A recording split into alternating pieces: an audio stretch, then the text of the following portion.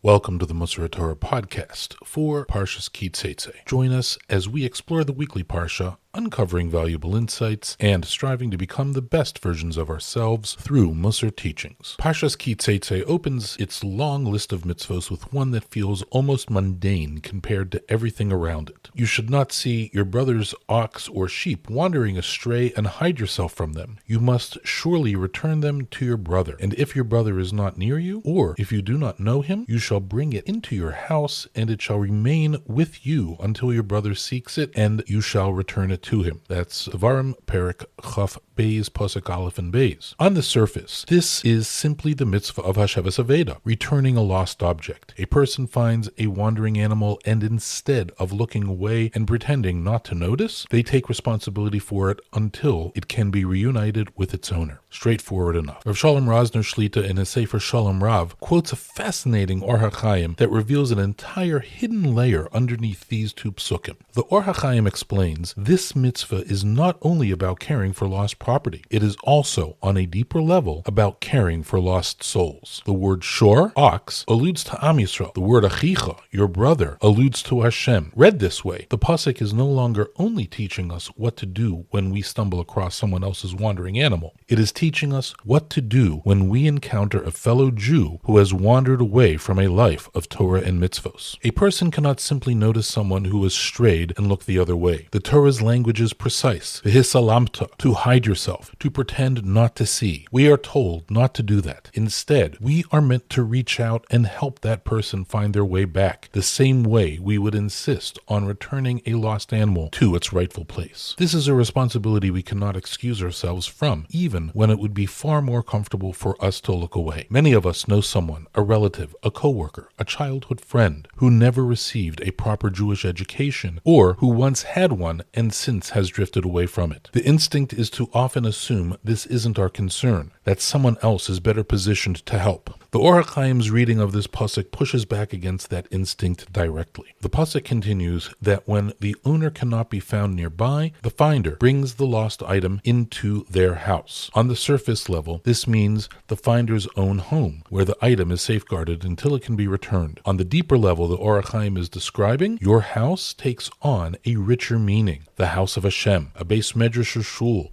where Torah is studied. Bringing a lost soul into your house can mean encouraging someone who has drifted to take a single step back toward limud Torah, even something small. There is also another way to understand this same idea. Sometimes your house means exactly that, one's actual home, inviting someone who is less observant to experience an authentic Shabbos, with its warmth, its songs, its unhurried table, can plant a seed that years of arguments or lectures never could. Both readings point to the same conclusion. We are not meant to simply notice that a fellow Jew has strayed and file that observation away as someone else's problem. We are meant to actively create opportunities, whether through learning together or through simple hospitality, that make it easier for that person to find their way back. The Gemara in Maseches Yoma on Daf Pei Vav Amud Aleph teaches something closely connected to this idea. Chazal explain that the first pasuk of Shema, V'ahavta es Hashem Elokecha, love Hashem your God, includes within it a further obligation to make the love of Hashem beloved in the eyes of others through the way we conduct ourselves. This does not mean everyone needs to become a public speaker or stand outside asking strangers whether they are Jewish. The more realistic and more effective path for nearly all of us is quieter.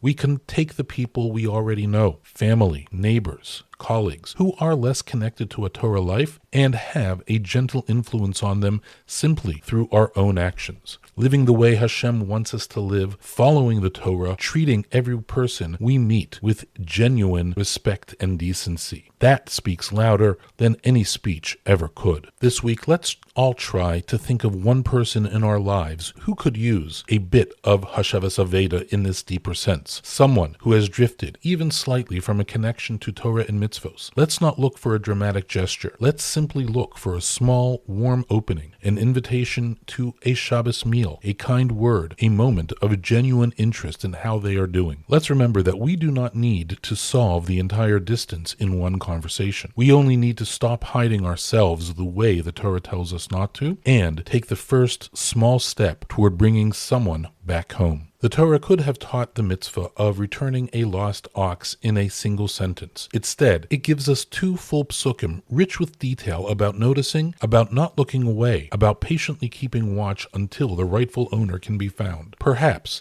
that generosity of detail is the lesson itself. Hashem is not only asking us to return animals. Hashem is asking us to notice the people around us who are lost and to care enough to bring them home. Thank you for joining us for this episode of the Musar Torah podcast. May we all merit to notice the lost souls around us and help them find their way back. Have a good Shabbos.